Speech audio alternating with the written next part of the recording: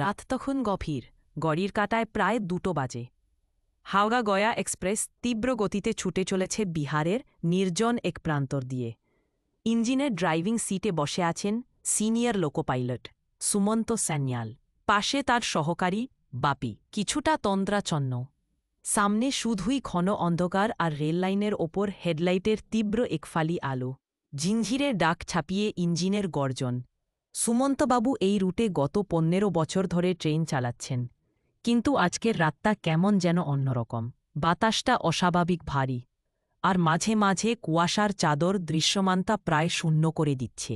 হঠাৎ সিগন্যাল পোস্টের অনেক আগেই সুমন্তবাবু খেয়াল করলেন সামনে লাইনের ওপর কেউ দাঁড়িয়ে আছে।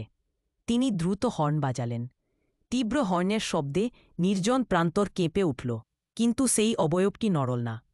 বাপি চমকে উঠে বসল। কি হল স্যার, ব্রেক কষছেন কেন? সামনে রেখ বাপি, লাইনের ওপর কে যেন দাঁড়িয়ে। সুমন্তবাবুর গলার স্বর কাঁপছে। তিনি ইমার্জেন্সি ব্রেক কষলেন। লোহার চাকার সাথে লাইনের ঘর্ষণে এক বীভৎস চিৎকারের মতো শব্দ হল। ট্রেনটা একটা বড় ঝাঁকুনি দিয়ে থেমে গেল। দুজনই টর্চ নিয়ে নিচে নামলেন, কিন্তু অদ্ভুত ব্যাপার, ট্রেনের সামনে কেউ নেই। লাইনের ওপর এক ফোঁটা রক্ত নেই, কোনো চিহ্নও নেই, শুধু সামনে অসীম অন্ধকার। স্যার, মনে হয় ভুল দেখেছেন, কেউ তো নেই, বাপি স্বস্তির নিঃশ্বাস ফেলে বলল। সুমন্তবাবু কপালে বিন্দু বিন্দু ঘাম। তিনি স্পষ্ট দেখছেন লাল শাড়ি পরা এক মহিলাকে লাইনের মাঝখানে দাঁড়িয়ে থাকতে। তবু মনে প্রবোধ দিয়ে বললেন, হয়তো মনের ভুল, চল, দেরি হয়ে যাচ্ছে। ট্রেন আবার চলতে শুরু করল। কিন্তু ইঞ্জিনে ওঠার পর থেকেই সুমন্তবাবু কেমন যেন এক অস্বস্তি অনুভব করতে লাগলেন। তার মনে হল ইঞ্জিনের ভেতরে তারা দুজন ছাড়াও তৃতীয় কেউ আছে। পেছনের করিডর থেকে একটা মিষ্টি কিন্তু গা ছমছমে নুপুরের শব্দ ভেসে আসছে। রুনঝুন, রুনঝুন। বাপি ফিসফিস করে বলল, স্যার, শব্দটা আপনিও পাচ্ছেন? সুমন্তবাবু কথা না বলে শুধু মাথা নাড়লেন। তিনি স্পিডোমিটারের দিকে তাকিয়ে আছেন, কিন্তু তার চোখ বারবার চলে যাচ্ছে রিয়র ভিউ মিররের দিকে। হঠাৎ মিররে যা দেখলেন তার রক্ত হিম হয়ে গেল। ঠিক বাপির পেছনে ইঞ্জিনের অন্ধকার কোণে সেই লাল শাড়ি পরা মহিলা দাঁড়িয়ে আছে। তার মুখটা ঝলসানো, কিন্তু চোখ দুটো ঝলছে আগুনের মতো। সে বাপির কানের কাছে মুখ নিয়ে ফিসফিস করে কিছু একটা বলছে। বাপি, সরে আয় ওখান থেকে, সুমন্তবাবু চিৎকার করে উঠলেন। বাপি অবাক হয়ে পেছনে ফিরল, কিন্তু সে কিছু দেখার আগে এক অদৃশ্য শক্তি তাকে সজোরে ধাক্কা দিল। বাপি ছিটকে পড়ল কন্ট্রোল প্যানেলের ওপর। ইঞ্জিনের আলো দপ করে নিভে গেল।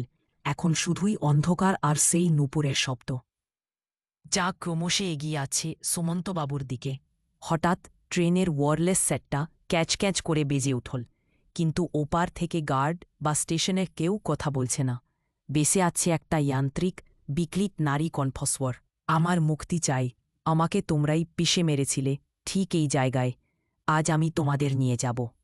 সুমন্তবাবু বুঝতে পারলেন বহু বছর আগে ঠিক এই স্পটে এক দুর্ঘটনায় কাটা পড়া সেই অভিশপ্ত আত্মা আজ প্রতিশোধ নিতে এসেছে। তিনি হনুমান চালিসা জপতে শুরু করলেন, কিন্তু গলা দিয়ে শব্দ বেরল না। সেই ঝলসানো হাতটা তার কাঁধে স্পর্শ করল, এক হিমশীতল স্পর্শ। পরের দিন সকালে ধানবাদ স্টেশনের আগে রেললাইনের ধারে ট্রেনটিকে দাঁড়িয়ে থাকতে দেখা গেল। ইঞ্জিন চালু, কিন্তু ভেতরে কেউ নেই। ড্রাইভিং সিটে শুধু পড়ে আছে সুমন্তবাবুর চশমা আর মেঝেতে বাপির হাতের ঘড়ি। রেলওয়ে পুলিশ অনেক খোঁজাখুঁজি করেও তাদের কোনো হদিস পেল না। শুধু ইঞ্জিনের দেয়ালে কয়লা দিয়ে অস্পষ্টভাবে লেখা ছিল একটি মাত্র শব্দ, মুক্তি। লোকে বলে অমাবস্যার রাতে ওই রুটে আজও ট্রেনের হুইসেলের বদলে মাঝে মাঝে নুপুরের শব্দ আর আর্তচিৎকার শোনা যায়। গল্পটি কেমন লাগল? আপনি কি রেলওয়ে বা অন্য কোনো পটভূমিতে আরও ভৌতিক গল্প শুনতে চান?